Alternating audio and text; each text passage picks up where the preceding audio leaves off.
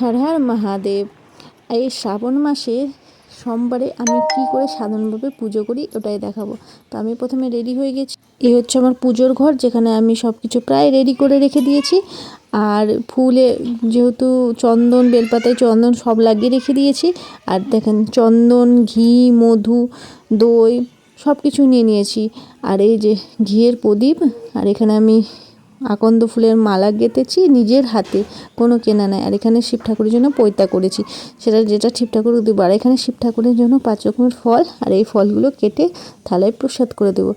আর এই যে হচ্ছে এখানে অখণ্ড আতপ চাল এবং কালো জিরে রয়েছে, যেটা আমি শিব ঠাকুরকে অর্পণ করব। তো এখানে দেখেন ফুল, বেলপাতা সব নিয়ে নিয়েছি, সব কিছুতেই কিন্তু চন্দন লাগিয়ে দিয়েছি। আর সামনে তুলসীর পাতাও দেখতে পাচ্ছেন ইসের উপরে, সেটা আমি শ্রীকৃষ্ণকে অর্পণ করব। তো চলুন, আমার যেহেতু 2টো করে পুজো করতে হয়, তাই প্রথমে আমি থালাগুলো সাজিয়ে নিয়েছি। আর এখানে চরণামৃত তৈরি করছি, যার জন্য লাগবে দুধ, দই, ঘি, মধু আর শর্করা অর্থাৎ চিনি। আর এখানে প্রত্যেকটি থালাতেই আমি দিয়ে দিচ্ছি যা যা প্রসাদ ছিল, ভোগ, বাতাসা, মিষ্টি, লাড্ডু, যাই হোক দিয়ে দেবো। আর এক এক করে সব জায়গায়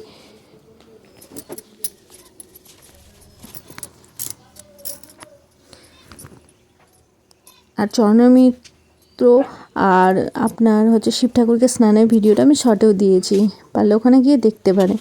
তো এখানে আমি চরণামৃতটাকে ভালো করে আর এখানে দুটো থালাগুলো তুলে রেখে দিচ্ছি, কারণ আমাকে প্রথমে 2টো ঘরে যেহেতু পুজো করতে হয়, তো সেখানে আগে পুজো করে এসে এই ঘরে করবো। তো পুজো করে চলে এসেছি। আর এখানে প্রদীপ জ্বালিয়ে নেবো প্রথমে, তারপর শিব ঠাকুরকে স্নান করাবো। তো এখানে আমি প্রদীপ জ্বালিয়ে নিচ্ছি, ঘিয়ের প্রদীপ। আর এই যে প্রদীপ আর ধূপকাঠি জ্বালিয়ে নিয়ে তারপর শিব ঠাকুর। আমার হাজব্যান্ড সকালে স্নান করে যেহেতু অফিস যাবে, সেক্ষেত্রে আগে শিব ঠাকুরকে জল ঢেলে চলে গেছে।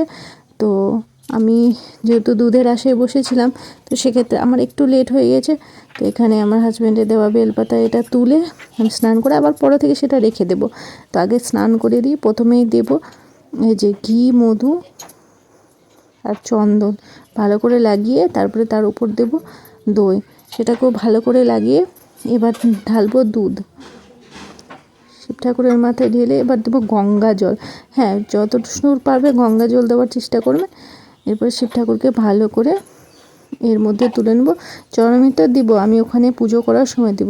আর হাজব্যান্ড এবার ফুল, বেলপাতাটা আবার চাপিয়ে শিব ঠাকুরকে রেখে দিলাম সেখানে, এবং প্রদীপ আর ধূপকাঠি রেখে এবার আমি করে নেব আমার ঠাকুর ঘরে পুজো। তো এখানে আমি আলপন টালপন সব দিয়ে দিয়েছি। আর এখানে ঠাকুরের থালাও সাজিয়ে দিয়ে দিয়েছি, প্রত্যেকটা ঠাকুরকে দিয়েছি।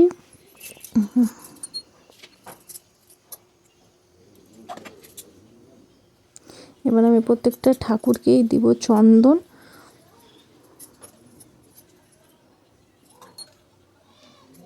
তারপরে সিঁদুর লাগিয়ে নিচ্ছি, এক এক করে আমি পুজো করছি। আমি এভাবেই নর্মালি পুজো করি, জানি না কে কেমন করে, কিন্তু আমি এভাবেই করি।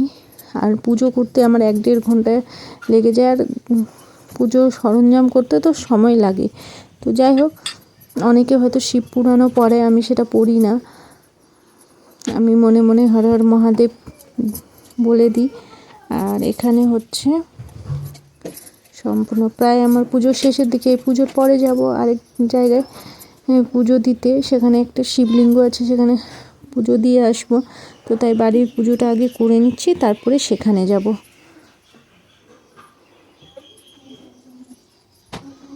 এখানে শিব ঠাকুরকে পৈতা মালা দিয়ে পুরোটা বেলপাতা চাপিয়ে দিলাম।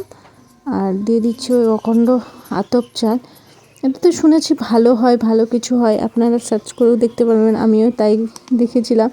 তো আপনাদের সেটাই ইচ্ছা। আর এখানে ঠাকুরের পুজো হয়ে গেছে, আর পুজোর পর আমি এই প্রসাদগুলো টেনে নিয়েছি। এবার একে করে সবাইকে প্রসাদ দেব।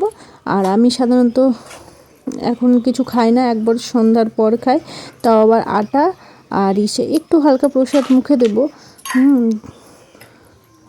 তো এখানে আমি সম্পূর্ণ সবগুলো প্রসাদ টেনে নিচ্ছি।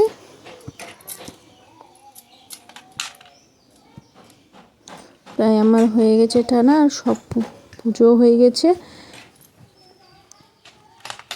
তো আশা করি আপনাদের ভিডিওটা অবশ্যই ভালো লেগেছে। ভালো লাগলে একটি লাইক কমেন্ট করে দেবেন। এখানে সম্পূর্ণ প্রসাদ টেনে নেওয়ার পর এবার আমি চলুন একটা জিনিস দেখাই। এই হচ্ছে আমার রাত্রের ডিনার। আমার মহাদেব আমার জন্য কী কী নিয়েছে দেখেছেন?